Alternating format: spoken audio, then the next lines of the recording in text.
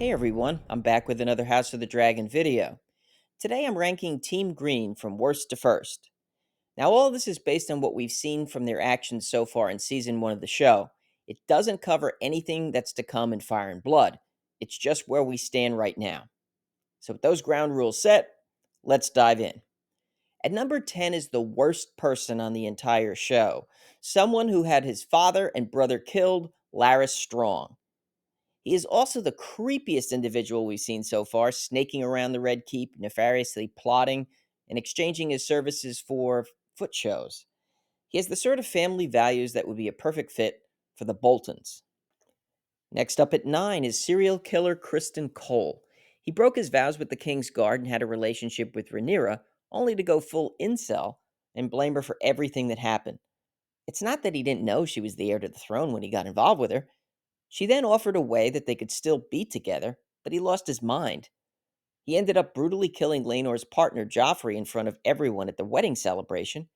He completely betrayed Rhaenyra, who he was sworn to protect, and then killed the Master of Coin, Lord Beesbury, in cold blood when Beesbury protested the Greens usurping the crown from Rhaenyra. At number 8 is Aegon. Any small amount of sympathy you might have for him is due to his mother and grandfather pushing him to be king, something he wanted no part of. But still, at his core, he's a horrible person. Even Alicent knows it. She confronted Aegon after he raped Deanna, one of their servants. He's rarely sober, and really is at his very best when he's passed out, because then he can't do any more damage. At 7 is Otto. I almost flipped him with number 6 because despite all of his scheming and Machiavellian moves, he does follow a certain pattern that you see in this world when it comes to attaining and maintaining power. Otto's goal is to increase the position of his family, and many other houses are cutthroat and do the same. What lands him here, though, is that if not for Alicent, who wanted to get a hold of Aegon first, Otto would have embarked on a bloody path to wipe out Rhaenyra, her children, and anyone else siding with her. Those that did not submit to him in the throne room or accept Aegon as king were either killed or tossed in the dungeons of the Red Keep. And on top of all of that, he's a horrendous father, having forced Alicent onto King Viserys.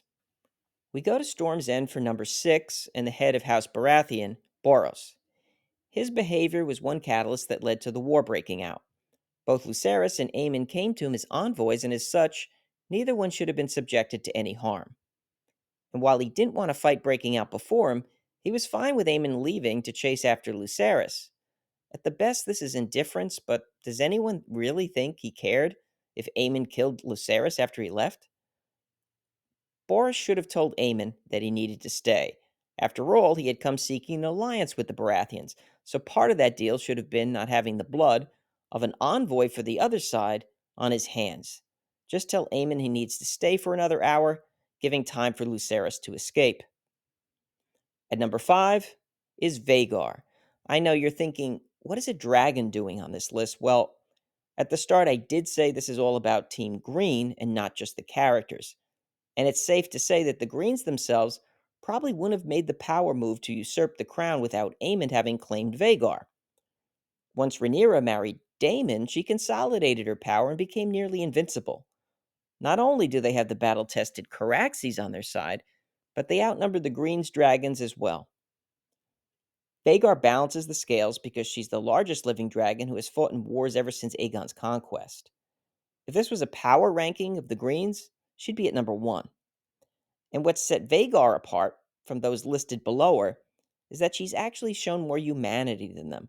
She didn't want to kill Lena, but ultimately relented and put her out of her misery. At 4, I have Alicent. She wanted to resolve things peacefully with Rhaenyra after the death of Viserys, but the whole problem of succession could have been taken care of years prior if she had accepted Rhaenyra's offer of having Jace and Helaena marry. That would have brought the two factions together.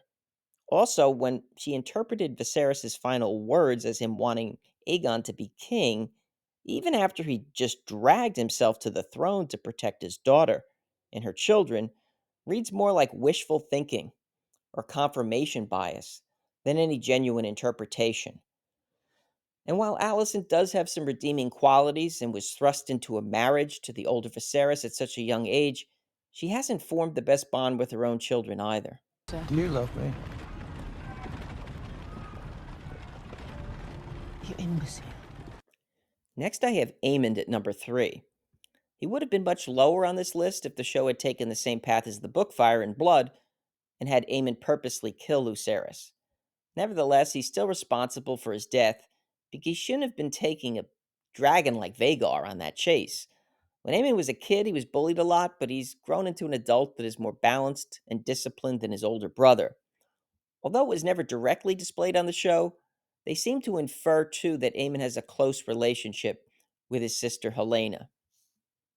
We have two Kingsguard Cargill twins, Eric with an A and Eric with an E. The second one I mentioned is the Cargill who brought Rhaenyra her father's crown in the finale. Eric with an A is the one who sided with the Greens. He recognizes that Aegon isn't fit to be king, but he feels that it's his duty during this division to protect the current ruler. His brother felt duty obligated him to side with the heir named by Viserys. So Eric Cargill comes in at number 2. So we're at the top spot for Team Green, and that goes to Helaena. She is the gentlest soul in the entire series and someone who seems to be largely misunderstood and unappreciated by most of her family. She has a gift of prophecy, originally foreseeing that Aemon would have to lose an eye to gain a dragon. And after speaking about the beast beneath the boards, Meleys broke through the floor at Aegon's coronation. You can't help but have sympathy for her. The happiest we've ever seen her was when she was dancing with Jace at Viserys' final dinner with his family. The rest of the time, she seems to be disconnected from most of her family, recoiling from Alicent and being repulsed by Aegon.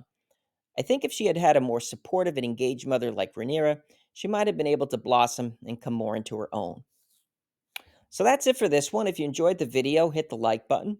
And if you're interested in more House of the Dragon content, listen to Caraxes and subscribe. I want to thank everyone for watching, and I'll see you soon.